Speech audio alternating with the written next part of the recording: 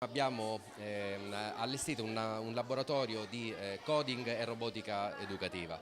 Abbiamo coinvolto i ragazzi che già avevano in passato avuto un percorso di studio sul coding, quindi il pensiero computazionale, e in questo laboratorio abbiamo trasferito quelle conoscenze che avevano già acquisito in nuove abilità e competenze attraverso l'uso di tecnologie adeguate. I bambini hanno partecipato con molto entusiasmo e molto interesse, ottenendo ed acquisendo delle ottime competenze in programmazione.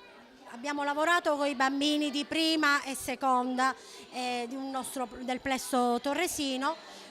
Ci interessava un po' sviluppare le competenze motorie di questi bambini per avere poi una ricaduta didattica su tutte le discipline. Era importante per noi anche lavorare sulle competenze di convivenza civile e sulla socializzazione. Abbiamo lavorato moltissimo su un'attività di dinamiche di gruppo, di varie situazioni che ci hanno aiutato grazie al teatro, grazie alla musica, grazie alla danza, ad arrivare ad un momento di unione. I bambini in qualche modo stanno addentrandosi nella tradizione greca che ha origini, diciamo, la città di Catania, e quindi per riallacciarsi anche alle altre attività che verranno rappresentate durante la manifestazione sportiva.